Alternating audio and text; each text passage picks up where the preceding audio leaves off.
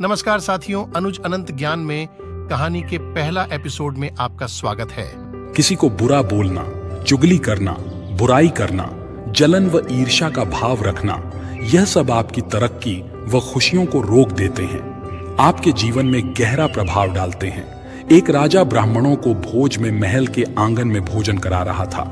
राजा का रसोइया खुले आंगन में भोजन पका रहा था। उसी समय एक चील अपने पंजे में एक जिंदा सांप को लेकर राजा के महल के ऊपर से गुजरी। तब पंजों में दबे सांप ने अपनी आत्मरक्षा में चील से बचने के लिए अपने फन से जहर निकाला। तब रसोइया जो लंगर ब्राह्मणों के लिए पका रहा था, उस लंगर में सांप के मुख से निकली जहर की कुछ बूंदें खाने में गिर गई। किसी को कुछ पता नहीं चला।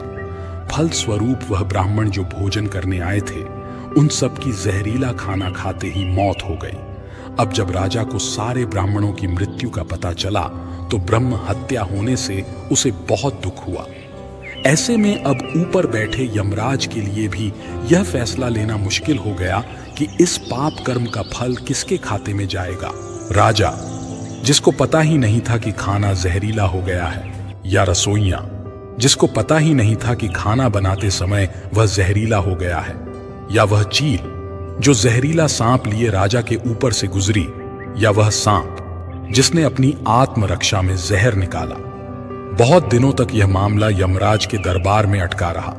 फिर कुछ समय बाद कुछ ब्राह्मण राजा से मिलने उस राज्य में आए और उन्होंने किसी महिला से महल का रास्ता पूछा। उस महिला ने महल का रास्ता तो बता दिया, पर रास्ता बताने के साथ साथ ब्राह्मणों से यह भी कह दिया कि देखो भाई, जरा ध्यान रखना, वह राजा आप जैसे ब्राह्मणों को खाने में जहर देकर मार देता है।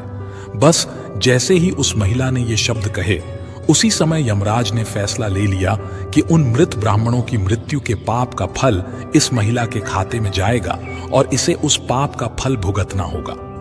यमराज के दूतों ने पूछा, प्रभु ऐसा क्यों, जबकि उन मृत ब्राह्मणों की हत्या में उस महिला की कोई भूमिका भी नहीं थी। तब यमराज ने कहा कि भाई देखो, जब कोई व्यक्ति पाप करता है तब उसे बड़ा आनंद मिलता है, पर उन मृत ब्राह्मणों की हत्या से ना तो राजा को आनंद मिला, ना ही उस रसोइया को आनंद मिला, ना ही उस सांप को आनंद मिला, और ना ही उस चील को आनंद मिला, पर उस पाप कर्म की घटना का बुराई करने के भाव से बखान कर उस महिला को जरूर आनंद मिला। इसलिए राजा के उस अनजाने पाप कर्म का फल अब इस महिला के खाते में जाएगा। बस इसी घटना के तहत आज तक जब भी कोई व्यक्ति जब किसी दूसरे के पाप कर्म का बखान बुरे भाव से करता है, या यूं कहें बुराई करता है, तब उस व्यक्ति के पापों का हिस्सा उस बुराई करने वाले के खाते में भी डाल दिया जाता है। अक्सर हम जीवन में सोचते हैं कि हमने जीवन में ऐसा कोई पाप नहीं किया, फिर भी हमारे जीवन में इतना कष्ट क्यों आया। ये कष्ट और कहीं से नहीं, बल्कि लोगों की बुराई करने के कारण उनके पाप कर्मों से आया होता है, जो बुराई करते ही हमारे खाते में ट्रांसफर हो जाता है। हम सब जानते हैं कि कर्मा क्या है और कैसे पिछले और इस जन्म के कर्म हमारे भविष्य को प्रभावित करते हैं, लेकिन फिर भी कभी कभी हमें दिन की शुरुआत को अच्छा करने के लिए सकारात्मक विचार चाहिए होते हैं। ऐसा कहा जाता है कि जो आपने चुनना है वो आपके हाथ में है, लेकिन उस चुनाव के परिणाम आपके हाथ में नहीं होंगे, उन्हें आपको भुगतना ही पड़ेगा। सब कर्मों का फल यही मिलता है, कभी जल्दी तो कभी देर में। अगर आप किसी और के साथ गलत करने जा रहे हो तो अपनी बारी का इंतजार भी जरूर करना। एक जगह गरीब ब्राह्मण अपनी पत्नी के साथ रहता था। एक दिन ब्राह्मण गांव जा रहा था, तब एक चिड़िया एक मछली पकड़कर एक खेत में खाने की तैयारी कर रही थी। ब्राह्मण ने चिड़िया की चोंच से मछली छीन ली। मुंह का आहार छिन जाने पर निराश होकर चिड़िया ने आकाश की तरफ देखते हुए कहा, दूसरे को तकलीफ देना अच्छी बात नहीं है। उस दिन के बाद चिड़िया जब मछली के बारे में सोचती तो ब्राह्मण को शाप देते हुए कहती, जिस तरह तूने मुझे निराश किया, तू भी उसी तरह निराश होगा।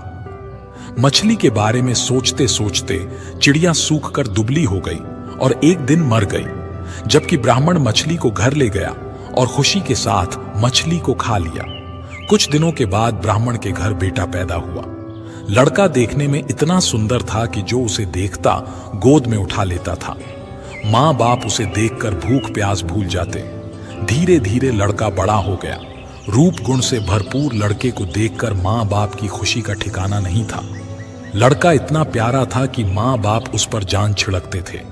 लड़का जब युवक बन गया तभी विधाता की विडंबना के चलते निष्ठुर काल ने ब्राह्मण ब्राह्मणी की खुशी छीन ली। जिस दिन लड़का मरा उसके बाद माँ बाप के आंसू रुकने का नाम नहीं ले रहे थे। दोनों ने खाना पीना छोड़ दिया और दिन रात दोनों छाती पीटते हुए अधमरे हो गए। पत्थर दिल यम ने हमें जीते जी जला दिया। अगर सुबह शाम उसे कूटा जाए तो उसे कैसा लगेगा।